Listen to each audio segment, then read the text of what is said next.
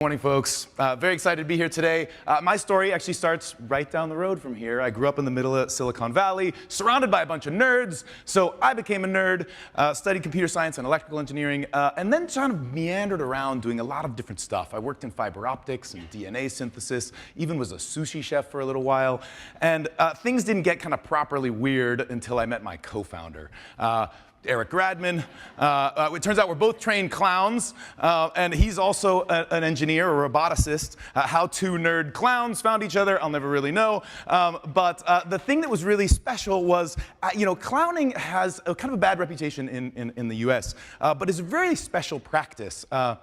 You learn about having a soft mind, which is approaching the world kind of like you're seeing it for the first time all the time. And so he and I just, in 2008, the world financial crisis, we were pretty frustrated with what we were working on. So we just started collaborating, making interactive art, taking whatever tools and tech we could get our hands on, pointed a camera and a projector at a whiteboard, made this little simple interactive that we took to a party. People liked it, so we just kept making more stuff, threw as much as we could against the wall. 6-player game tables, Rock Band for a space battle, even filled a room with fog and laser beams, which everybody knows what to do in a room of laser beams, so that was super fun.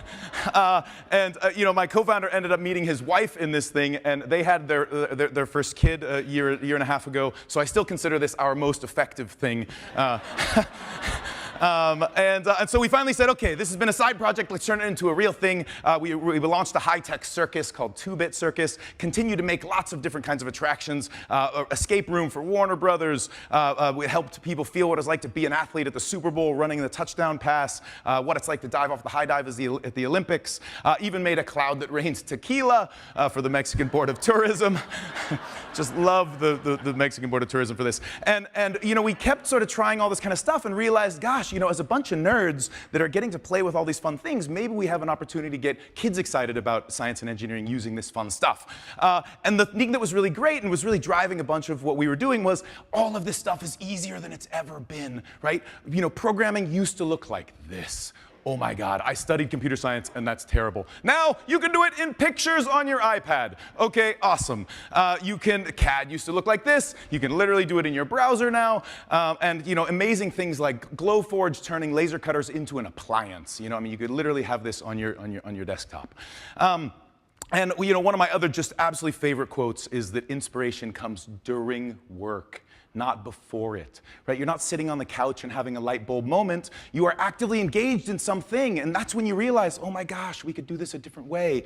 And one of my favorite stories is actually just up the road. The creator of Bop It, Dan Klitzner, is a really incredible creative, and he set out to make a new kind of remote control for TVs. And he was like, hey, wouldn't it be great if it was like pizza shaped? And the TV industry was like, no. And then they were like, oh, it could be football shaped. And they were like, no. And so he was like, well, what if I could hit it to change the volume and twist it to change the channel and all this kind of stuff? And they were still like, no. And finally he was like, well, okay, screw the channel changing part. Like, this is just a fun toy. And sure enough, it became a super successful piece of thing. But if he hadn't have set out in the direction of reimagining channel changers, he would have never landed at this incredible toy. And so the idea of just like getting out there, doing it, right? Have a bad idea and just double down is a really powerful way to go. So if the old school way of learning was that you learn to read so that you can then spend a lot of time reading to learn, we're firm believers that you learn to make so that you can get engaged doing stuff and then make to learn. So as a bunch of STEM nerds, we felt like, gosh, we want a bunch, my big, kind of reason for being is getting as many kids excited about science and engineering as possible. But we felt like, gosh, even though we'd studied STEM, it still kind of has a bad reputation. A lot of people think of nerds, they think of this guy. And that's not quite as exciting as being a basketball player or a DJ. And really, we wanted people to think of this woman, right? Anouk Wipprecht, an incredible fashion designer, inventor, creative. This particular wearable electronics, if you come at her from the side, those little things like jump out and attack you. So she's just absolutely incredible creative inventor. And so we got very excited about the term STEAM for STEM plus art, right? Get the creativity, get the fun in there as the hook. You know, a little bit more like this guy, right? Leonardo da Vinci, incredible creative, incredible inventor, artist. So we launched a big traveling carnival called Steam Carnival, one half all this high-tech entertainment, and then one half a bunch of hands-on projects where kids could learn about science and engineering and programming to make their own games. So remember the old dunk tank? You throw a ball, you fall in water. We were like, you know, that's pretty cool. Water's great. Fire is awesome. And so we took it, you throw this ball, you're immersed in a fireball, you don't die because you're wearing a fire suit because science is awesome. You can see here this, and just a tiny little thing about this. We were sponsored by IBM and Intel and a fire suit company. And as we finish this in Los Angeles, we're getting ready to bring it up to San Francisco. I call up the CEO of Nutex, which was the fire suit company, and I was like, hey, we're getting ready to bring the dunk tank to San Francisco. Hey, do you have those things in kid sizes? He was like, what? No, I don't have them in kid sizes. I was like, yeah, okay, that's probably a bad idea, yeah. But I just love this picture, right? Like, that is never going to be forgotten. Just tattooed on his brain there. So we took that whole program, we packaged it up as a foundation, and it's now basically a complete alternative to the science fair. We package up clean waste from companies to teach the environmental sustainability side, provide all the professional development, the physical tools. Kids spend 6 months building their own games, and then they throw their own carnival. And it's been really a ton of fun. In fact, I'm so excited to be here today because we just had two of them a week and a half ago, one in Compton, one in Hawthorne. These girls made their own pinball machine using candy. These guys made their own foosball using popsicle sticks. And there was even their own dunk tank with water. So that was great. It was really exciting to see that happen. And a capstone project of really making their own game. They now get, you know, their own physical electronic game, merges the electronics, the programming, all of that. So I would like to share with you that creativity is a muscle, right? Just like your bicep, you can work on this, you can practice at it. We packaged up a bunch of our approach to creativity for this curriculum, but I'd like to share some of those things with you today, hopefully bring back to your own life. So one of them is random input.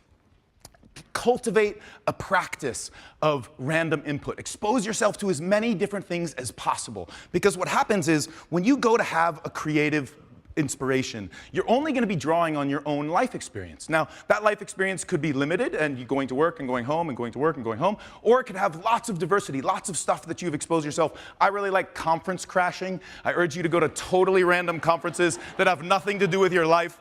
You know, you'll be in Vegas for CES. There'll be like 10 other conferences. The packaging convention, the auto salvage convention, and you wander around those things, and you're just going to see weird innovations in other spaces. And creativity really happens at the intersection of domains, and so some innovation in one place can be really relevant in another place.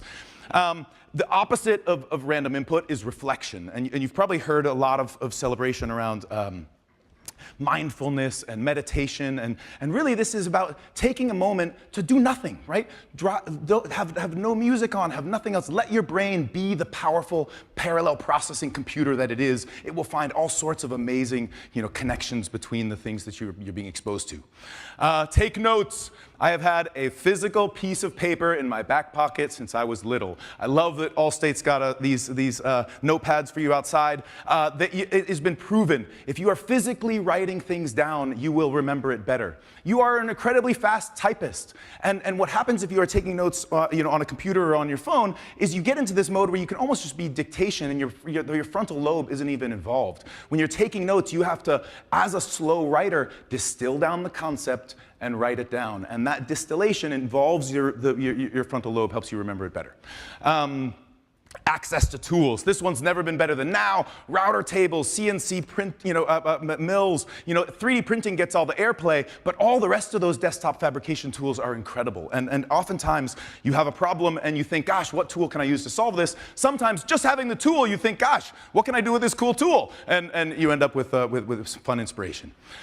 Stimulating environments. We try to surround ourselves with as many other people doing interesting things as possible. We have a top secret nerd night, which is a little bit like Fight Club. club. If it's your first time, you have to present. A ton of fun. Exposes our team to other folks and our other folks to our team. Cross-disciplinary. Oh, I'm almost out of time. So mentorship.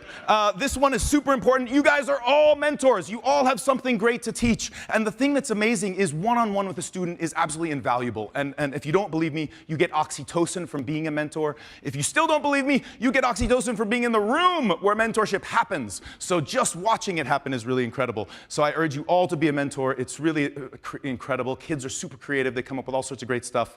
We're getting ready to open an amusement park in downtown LA. I picked the term micro amusement park because it's more exciting than a community center, but I really do think of it as a community center.